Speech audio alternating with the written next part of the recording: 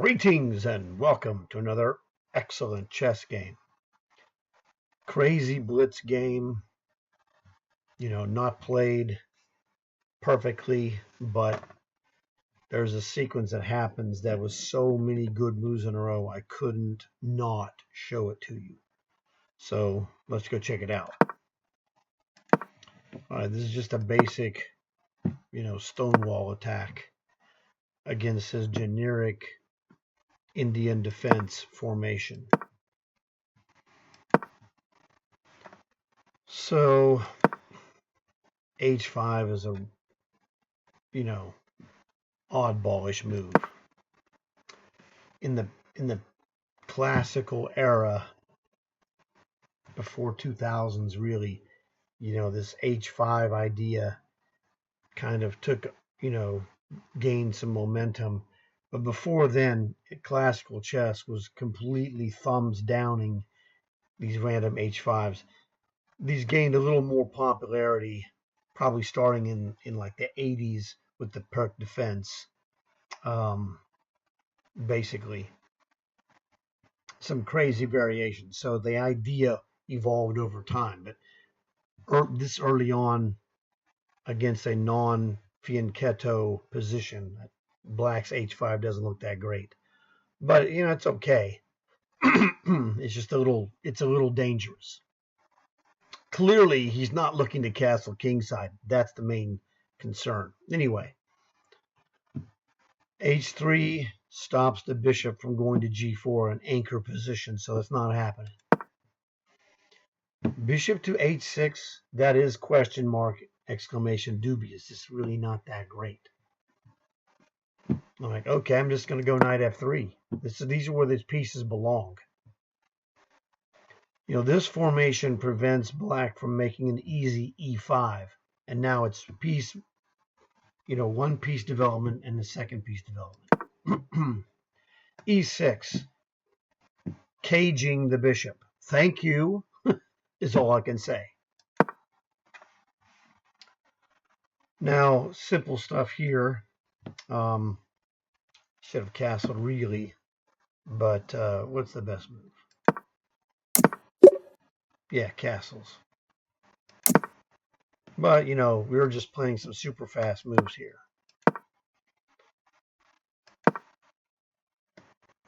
That's a good move. The correct move really is knight 2 to F3.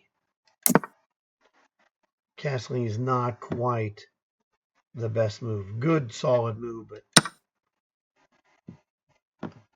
because the normal formation here is to capture with the F pawn, which I did, not paying attention until I was like, oh man, I just blitzed this move out. And he blitzed out the response of the bad knight to F5. He could have just taken this. Both of us went to sleep. Okay, sometimes you go to sleep and sometimes your opponent goes to sleep, and booyah. So I'm like, now I don't want to trade bishop for knight, but he's going to chop this off, so goodbye knight. But he's got Swiss cheese thanks to H5. I didn't realize, I could take this, but he'll just check me. It never even occurred to me to take the pawn. My spidey senses are so trained against such stupidity. This was the move that came to my mind immediately as the best move. Getting out of the way of the bishop is the key. I don't know. The machine says queen E2. Whatever. Objectively speaking, yes, queen E2 with bishop D2, bishop E1, bishop H4 is probably better. Now that's just stupid. I'm like, okay, you're going to give it to me. I'm going to play bishop D2 and then bishop to B4 and go attack this Swiss cheese formation. I guess since it's the dark squares, it will be the dark Swiss variation. Swiss cheese attack. So as you see, where material is dead even, I'm plus 1.96, which is just nasty. Oh, you can't quite see that. That's what it says. The guy's face has plus 1.96. Anyway. I guess I should probably fix that.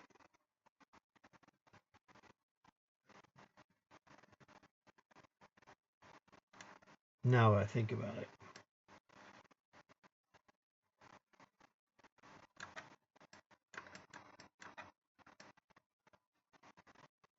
Ah, all right, good enough. Anyway, hey, you might go to sleep. You never know. We both went to sleep once. All right, I'll trade it. But now I'm going to infiltrate and check out this sequence. Queen h4, best move. That's the best move, obviously. Counter best move. I'm attacking your rook. He's like, okay, best move, get out of there, because I'm no longer threatening the h5 pawn. But now, knight to g5, best move, threatening all kinds of nastiness. He can't castle with bishop b7 and castle queen takes free pawn. So he plays this. He's like, man, he's got to get this queen out of there. And I was like, queen h6 is the gut move that I wanted to play. The eyeball says queen h6, but my spidey senses say I've got to be able to do something. And then I came up with this best move. Go ahead. You want to take, this is, what's he trying to do to me? What's he trying to do to me? My father's rule number 2 is queen takes queen. Well, I dare you to take my queen because I'm going to knight fork you. So he was probably grumble, grumble, grumble. I don't want to play that. All right. Oh, rook g6. Well, what if I just check you, king here, and don't I just fork you and win this exchange? Deal. Another one. It's like 8 consecutive best moves. Here, followed by this is the 8th one right there.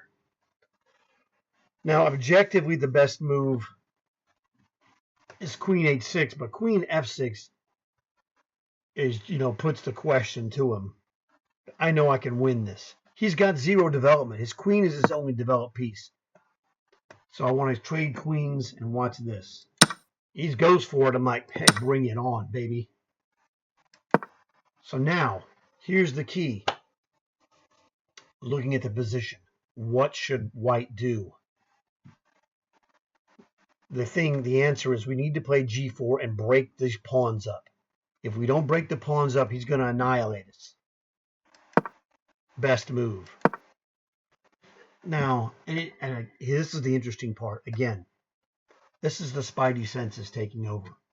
g5 is a dangerous move for black, but there's really not much you can do. King can go to f4, and then he can just play king to d6, and you can't go through. So I'm like, no, break the pawns is that's the thing is when you get trained for positional chess, and have you seen different things and what have you, if you haven't done the training for positional chess, the temptation is g5 because it is strong, but the strength is really g takes h5, crunching the pawns.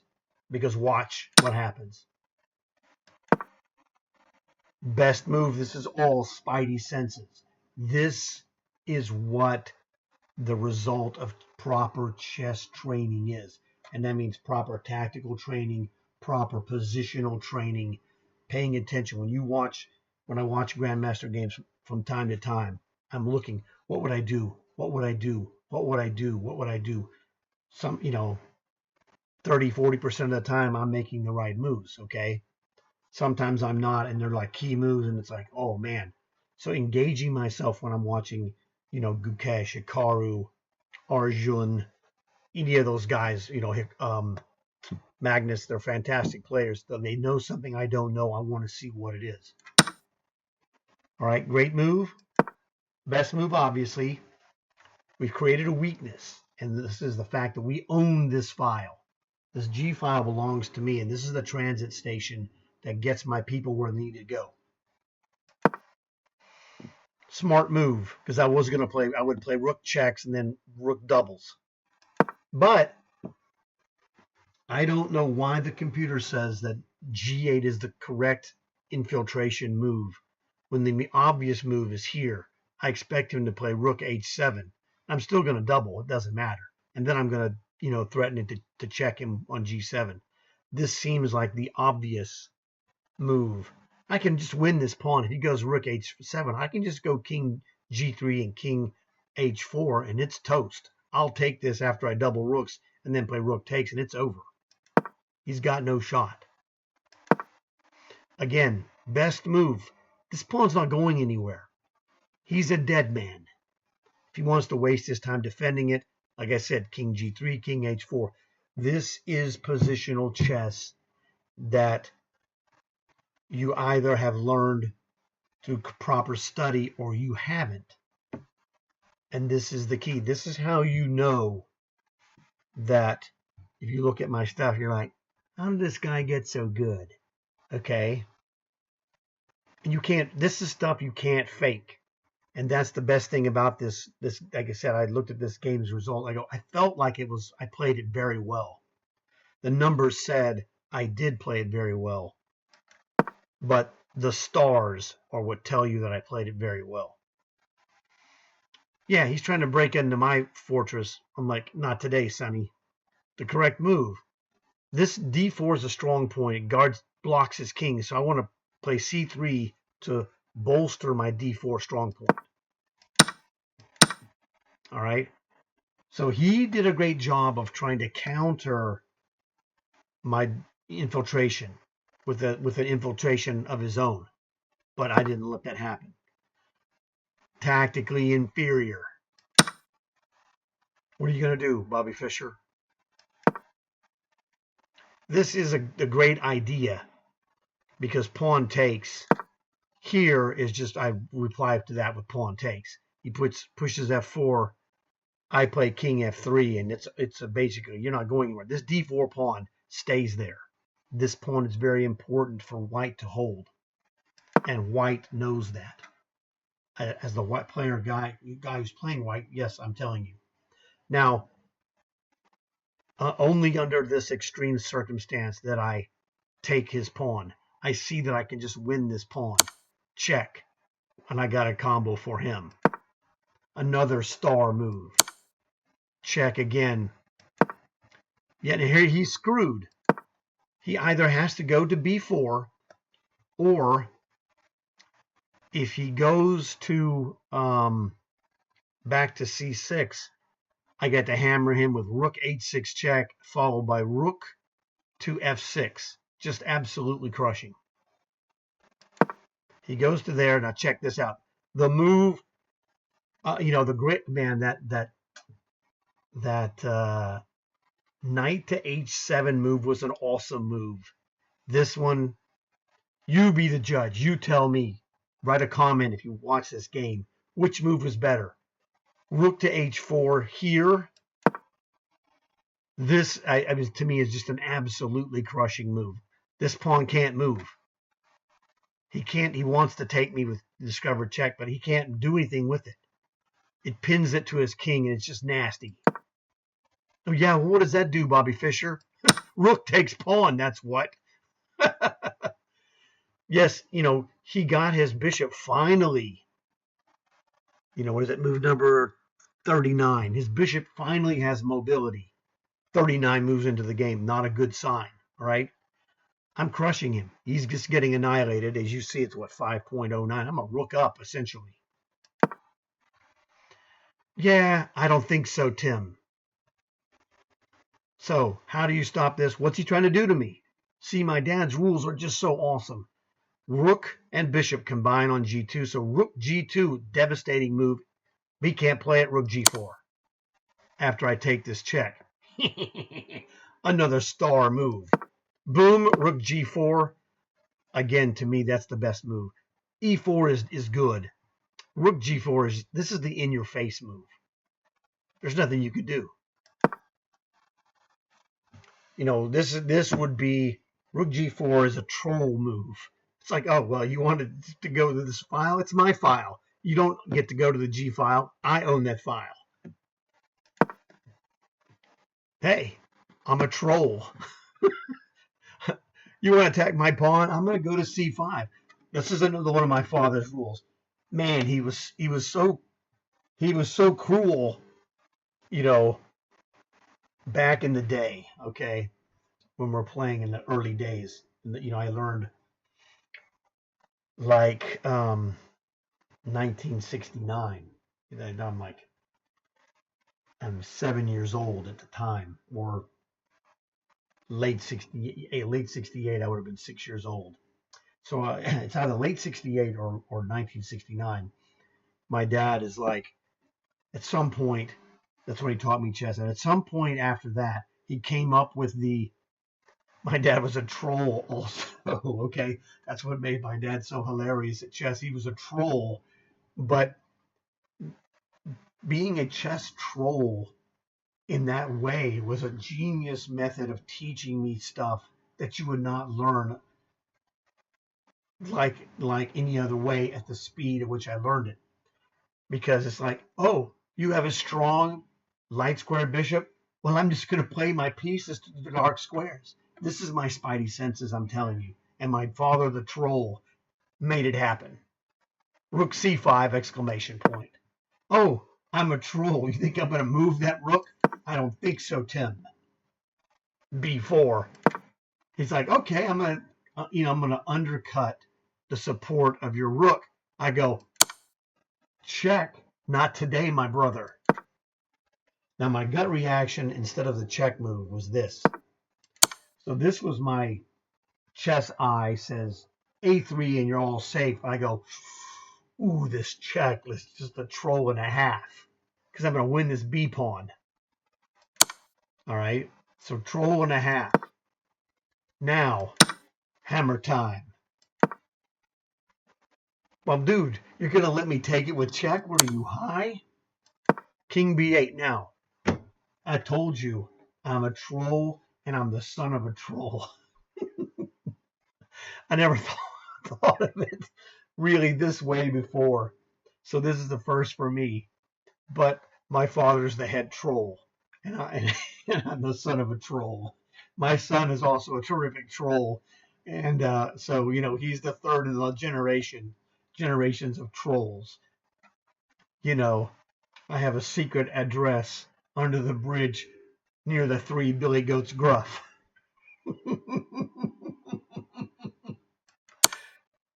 Check. I'm a troll. Now here's the super troll move. Oh my god, dude, this is so hilarious. Tournament face. What is the most trolling move you could play as white in this position? I swear this is just awesome. Do you see it? If you said rook to c5, you too are a super troll. Oh god, he can't trade rooks with me. I'm like, I want to trade rooks, he's trying, man. This guy tried every which way to get in to my second rank to mess with my king. But troll upon troll. It ain't happening, my brother. Look, really? Really? Okay. Super troll. What's he trying to do? Take my pawn. Rook to h8. Listen, Mary. I swear to you, now I don't, it doesn't mean as much to me. Well, I mean, it's impactful to me, but I don't do very much of these review positional things. I'm from a different generation. When I got good at chess was 1981. It was on the start of the path of chess mastery. So I've done this all the hard way back, pre-computers for all practical purposes. We learned from, you had good players at chess club. We had a master that was our chess club. He was a really great player. I played him in a, what do you call it? Tournament game at the big tournament in Houston, at the big chess club in Houston, and we got a draw. And this was like 10, 15 years after I had met him. And I got to his level, and it's like that guy was a damn good player. And he taught us a lot of stuff, and so he helped. It was one of those deals. You go to chess club, and whoever plays chess is there, and you see stuff. You help people, And he was the best player at our club, and so he would, see stuff. He would help us, and my dad, he knew my dad as well. Really nice guy, super nice guy. Troll. I learned, man. Troll. He cannot look at this. I have not seen what I was getting at before I rambled. I have not seen so many star moves in a game that you're seeing that I'm playing in this game. Star move after star move. That one combo when I went knight to h7, that was 8 consecutive star moves for me. It was fantastic. Okay. Super Troll. It's not the best move. It doesn't have to be the best move. I don't want him checking me. It's just I'm being a jerk and a half. Great move. Oh, sorry, not today. Yeah, d3 would have been better. But, that's cool. Guard the second. Again, d3. Nope. I'm a troll, baby. These are all good moves, not the greatest move. But that check is good. But he's going to go king to d5. Doink. Doink. King d3. Star move. Now you're in trouble, Sonny. Technically, you got to be careful. Notice he's stalemated if he loses his rook. Now, he can't play here and check me because when I take it, he can go to e4. But there is a stalemate opportunity. He's in the trap. Again, it's all spidey senses. Dude, am I an idiot? No, I mean, this is not checkmate. Isn't that just checkmate?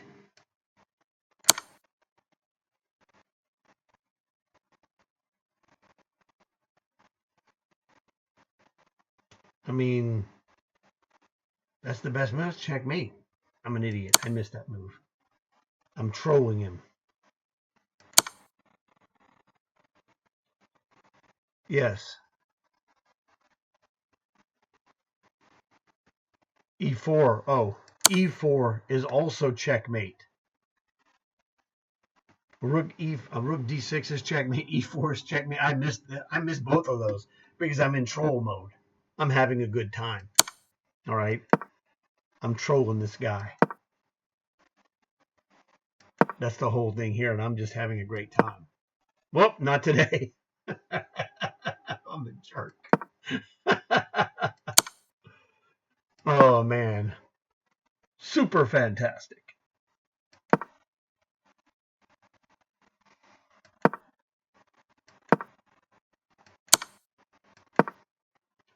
Troll. Sometimes playing the move that isn't the best is the most fun. Okay, you're getting annihilated.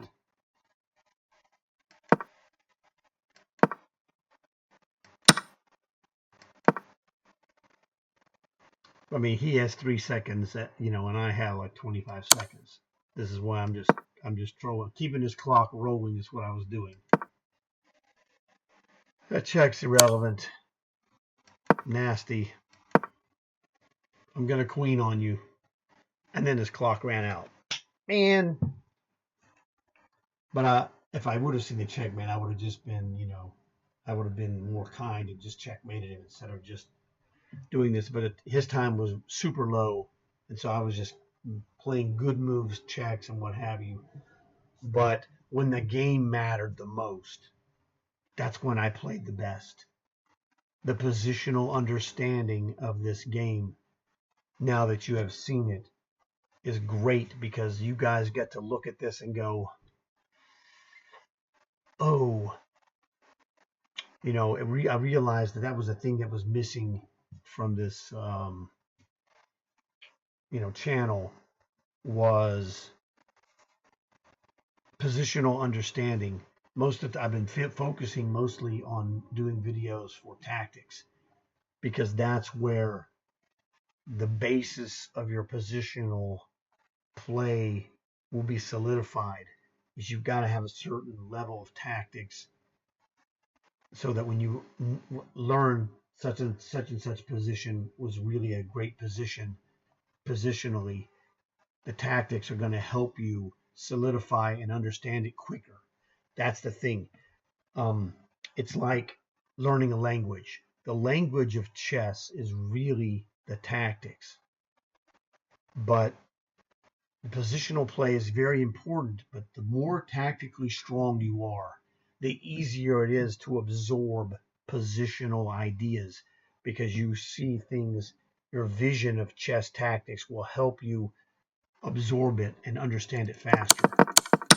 Like we go back here, the G file infiltration was, I thought, very instructive.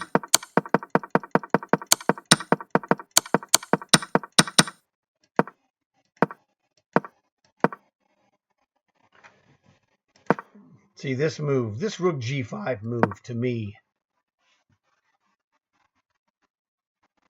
is the right move.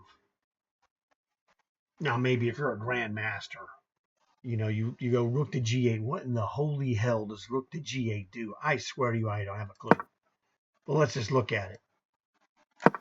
What does this do? I mean, rook to G6, threatening here, but he's just going to play king to D6. Okay. I don't really get it myself. To me, the simplest to understand move is this. Threaten to take the pawn, clearing the square so that we can battery up on the G file with the double cannons, okay? This infiltration is just devastating because we also have the ability to play king G3, king H4. There's nothing he can do. Magnus can't save you. See, king to D6 to me is the right move for him. He's doing the best he can. He's playing to the maximum of his positional ability. He's not rolling over and dying. Now, if I was really paying attention to what he's doing here, I know this isn't going to be a threat. I could lock it down with B4. That would have been an interesting idea, but he can play E5. So, again, my spidey senses are correct. Rook A G1 is the correct move. This is not a threat.